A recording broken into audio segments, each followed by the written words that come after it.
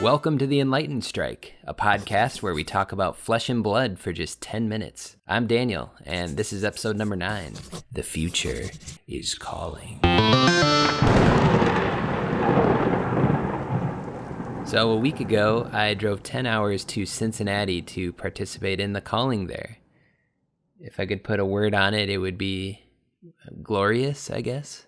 I was really excited to just have the opportunity to play in a competitive event that was, at a convention center, whatever. If it would have been Magic, I would have gone. It was really exciting. I felt safe enough that I was, I went and did it. It was a long drive, but definitely worth it.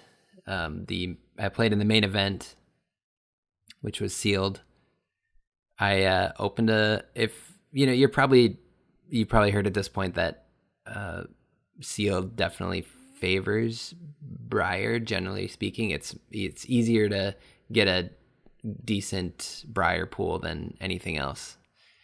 The ability to chip in arcane damage and also kind of have the strong defense of the embodiment of Earth tokens is just she's just very well-rounded. She's very scary. So anyways, I opened my pool, and it was I would say probably slightly above average Briar pool. Felt pretty good. I started 3-0. I was feeling very fresh. I felt like I could take on the world at that point. They were going to take all X and 2s into the draft at the end of the day. In my 4th round, however, I lost. It was a close game. It was against Briar. And then we broke for lunch. And then in the 5th game, I lost again. So I wasn't feeling fresh anymore at that point. That was against Briar as well. Again, a very close game. It was intense. They were really fun games, though. My opponents were really nice. And then round 6, I was up against an Oldhim, which I had faced one other Oldhim earlier in the day. This one, for whatever reason, I swear I played the worst game of Flesh and Blood I'd ever played. I made so many mistakes, trying to infuse cards with the wrong element or playing a Weave Earth and then another attack action that was not Earth or Elemental, to no effect essentially. And there's no take backs at this level, and you don't even ask. You shouldn't ask, I guess. I guess it's up to your opponent if they were to allow that, but yeah, I just made tons of mistakes, and not to take anything away from my opponent. They had a very scary Oldhim deck with Winter's Wail, so it was it was tough. But I just that got me my 3rd loss, and I was done. So I went 50-50 basically. It was really fun though. It was really exciting to compete at that kind of big convention center level. It was very exciting. So then I did a couple sealeds after that over the weekend and a couple drafts. Yeah, I just have a few thoughts on the kind of the sealed and draft format. Briar is obviously very dominant in sealed. As you might have seen, Flesh and Blood released the numbers for the hero breakdown for the weekend, and it was just obscenely favored to Briar. But Oldhim can shred if the right pool is available. The fatigue strategy that he can employ is pretty scary. A couple, one card highlight, from the weekend. It is known, Khaleesi, but Deep Blue is incredible. It is such a nice smoothing card for your deck. I don't know how many times that card got me out of a pinch or just allowed me to make some really nice busted or solid turn when I wouldn't have been able to otherwise. So A+ for Deep Blue. I did a couple sealed. I did fine. I feel like I had a 50% win rate the whole weekend, but it was a lot of fun.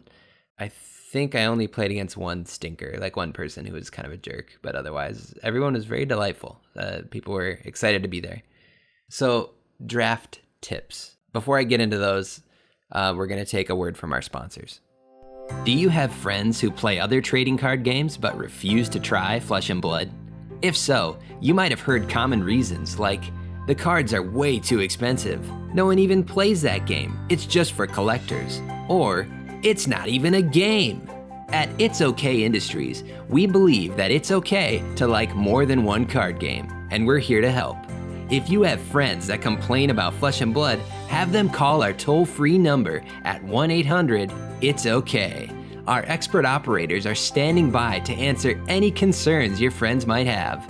We'll be sure to share facts like, you can start playing at your LGS for $12 or less.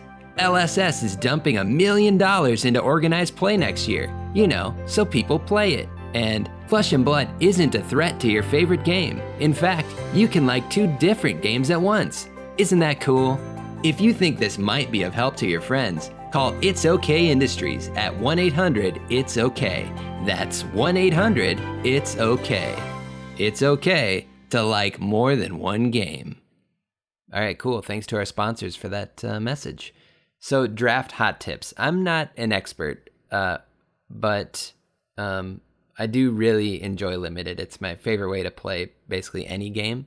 I love Magic Limited, and I was really curious as to whether or not I would enjoy Flesh and Blood Limited. I had played a bunch of Sealed, but I haven't done any drafts before last weekend. Not one for Flesh and Blood.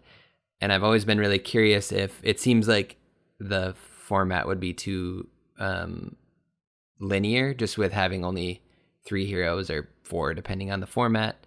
But it turns out with these elements, it's almost like each hero is, if you were to compare it to Magic, almost like 2 colors. So you're able to there's some ebb and flow. It's not linear. It's not linear in the same way that maybe past formats were, or as you might think it could be. These are just some very generic basic tips.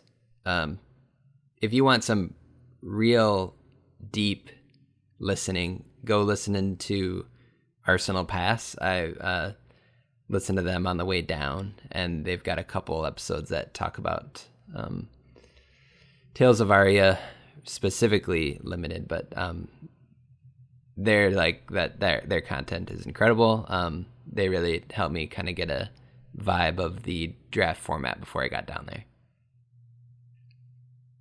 So, hot tips from what I noticed personally: try to draft an element first. This keeps you slightly open since there's not really any generics. There's like a couple that are technically generic cards, but yeah, try not to waffle in your picks as much as you can. Like, you've got 3 to 4 picks of those early picks of being able to like kind of gauge the table a little bit, or pick the most powerful card. But beyond that point, like, every single pick matters. You're always sharing something with your neighbors. Generally speaking, you're sharing an element with them. So the pickings are slim. It's really interesting. I was thinking about this. I was chatting with one of my opponents from the first day. Which side note, my 2 of my opponents, the ones who were playing Briar, made it to the top cut for the draft, and I think 2 of them made it to day 2. So I felt slightly honored by that. Like maybe I could have been there, but I imagine everyone feels that way. We all try to make ourselves feel better than we do. So, anyways, I was talking with one of my opponents the day after. We were talking about draft, and really interesting. In Flesh and Blood, you've got a 30 card minimum deck, right? Well, because there's no separate resource cards that you're having to draft those resource cards. Out of the 45 cards that you're going to get in total in the draft, you're going to need 30 of them, as opposed to Magic. You draft 45 cards at the table, and you're only going to put 23 of those into your deck. So there's almost like you can mess around, or you've got a little more margin for error in Magic in terms of drafting and maybe kind of dipping into other colors. I know they're different games, but it's just kind of interesting. I definitely felt the pain of waffling too much, because in my first draft I had to employ a beautiful cracked bauble in my deck. Just one. But you really don't want to do that because it blocks for nothing. It's just resource. So very fascinating. It's pretty cool. I got to draft it twice, and I did a Briar deck and an Oldhim deck. The Briar one I had to put the bauble in, but anyways, just be very aware that you're gonna you need almost every pick. So much of it is going into your deck.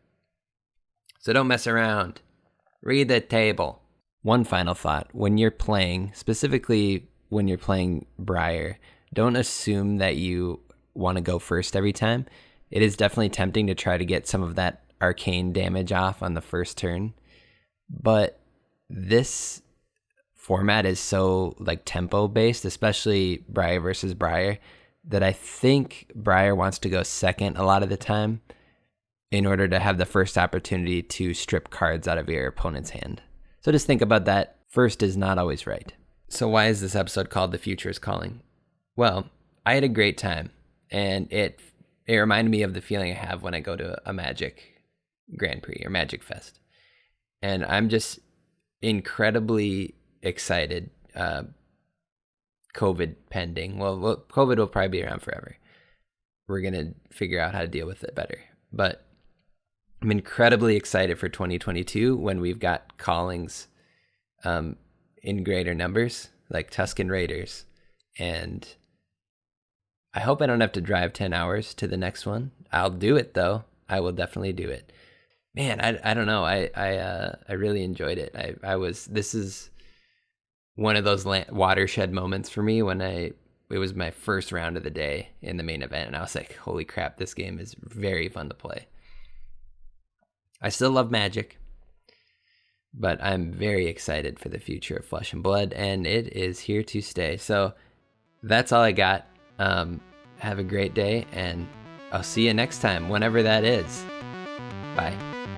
If you want to reach out, you can find us on Twitter and Gmail at eStrikeCast.